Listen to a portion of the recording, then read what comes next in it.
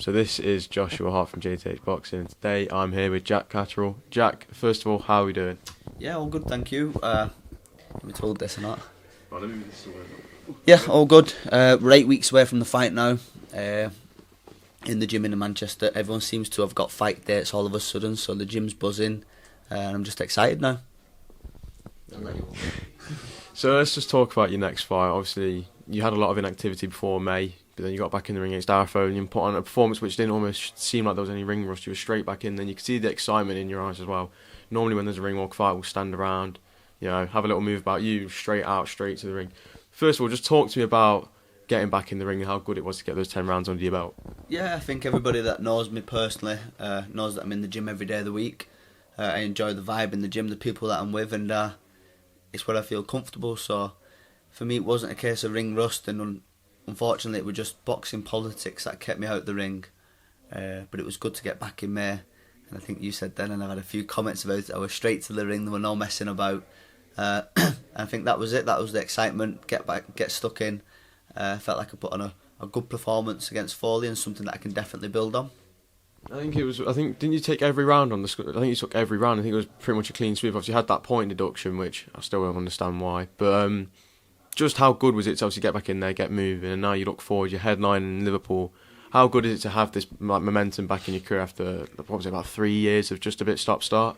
Yeah, it's been stop-start for a couple of years, and it was good to get back in. As much as it's great being in the gym, doing the boxing, the sparring, everything else that comes with it. It's nice to have something to focus on and actually get in there with the little gloves and perform and do what I do for a living. So it was good, and me, Sam and Jamie and the whole team knows that activity is going to be the key now. So a couple of weeks rest after the last fight, and again Edward Matchroom have put us in a position to headline in October in Liverpool, so that's going to be brilliant. Talk about working with Sam Jones. Obviously, he's very up there as one of the best managers in the country. I'd say you can see the way how he keeps his fighters active. You can see it with Khalil Majid. He's out on your undercard, also managed by him. Activity seems to be a big key for him. Do you feel like he was the right man ultimately to progress with your career after obviously all the stuff with Josh Taylor? You want to put that all behind you now, and do you feel like he was the right man to give you that opportunity just to move on with it? Yeah, I've known Sam for some years now, and I think we're of the same understanding. For me, it's more about finding somebody and working with people that fit in the team that I've created. I think I've got one of the best teams in boxing, from the boxing coaches to the strength and conditioning coaches, my nutritionist, my manager. I think everyone's got to be on the same page and the same understanding. And me and Sam sat down and we knew that after the stop-start inactivity, after the fight in May, the plan was to come back again before the end of the year, which is 8 weeks away now. And talk to me about Jorge Linares. He's a very, very, very seasoned operator. He's been up there with the best of the best. How good is it to get a name like that on your resume? Yeah, it's going to be good. Very focused now with Linares. There's probably 2 decades worth of content you can watch on him. He's been around and he's a legend of the sport, so it's going to be an honour to share a ring with him. I know every time he's been over on these shows he's had the win, so I'm confident in putting a stop to that. How excited, how much easier is it to be able to train when knowing you've got a fight date coming up? Obviously you've had a lot of training to keep busy. Obviously, how much easier is it to come to the gym every day and train knowing that you've got a fight date to push towards? Yeah, it's brilliant. Like I said, I think for me, being in the gym year round is good. Good for me overall, mental and physical health, but as a professional boxer you want a fight date, so having that date in mind, it puts that little spring in your step, and you can really hone in on what you've got to do in that time frame. The sparring, the running, you can really tick everything off and create a formula to win. And how excited are you to headline as well? Obviously last time you were the co-feature, but it was still a very, very noisy crowd that I ended up being sat around all your fans. And they were making noise the whole night long. And as soon as your fight was done, they all just seemed to disappear. But there was still a lot of noise when Lee Wood came out. But I do feel like your fans might have just outperformed the Nottingham lot that night. How excited are you to be able to headline and give those fans an even bigger night now?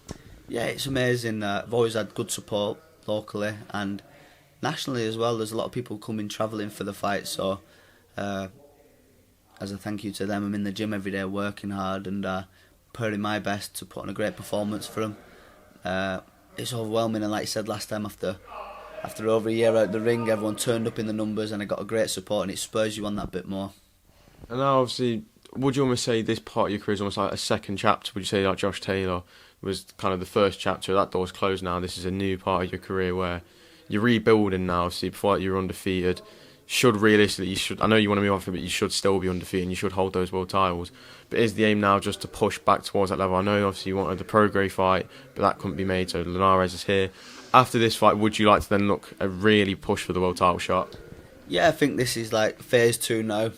New promotional company, new manager, and yeah, still the goal remains the same. I would, and I do believe I've got the ability to become world champion. I know the belts have been split up now. We've got 4 different champions, so that's exciting. The division's hotting up. We couldn't get pro grade, like you said. Linares, the fight was offered against Linares, and I'm not in a position to turn down fights at this stage in my career. I want to stay busy. Until I can get a shot, I'll put myself in a position to fight for the world titles. So, yeah, that's it. All eyes on Linares. We'll leave no stone unturned, and then we'll see what the new year brings. Obviously, I know one of the fights that was talked about as well was a Taylor rematch. I know I keep saying I don't want to talk about it, but it does keep popping up. Obviously, you two had quite a bit of a back and forth a couple of weeks, maybe about a month or so ago on Twitter. What was all that about? As he was saying this thing, you were saying that thing. I think you mentioned something about TV coverage, and he started mentioning about lockdown. But how does lockdown affect TV coverage? Yeah, I think, listen, he's very confused. He always contradicts himself. He's a dick, and he always pops up every couple of months on Twitter. I think last time he was on his honeymoon with his missus in Mexico, and he's found a tweet from a couple of months previous and replied to it, so it just shows you what type of guy he is. So, but I like to think I put him in his place, and we'll just leave him there.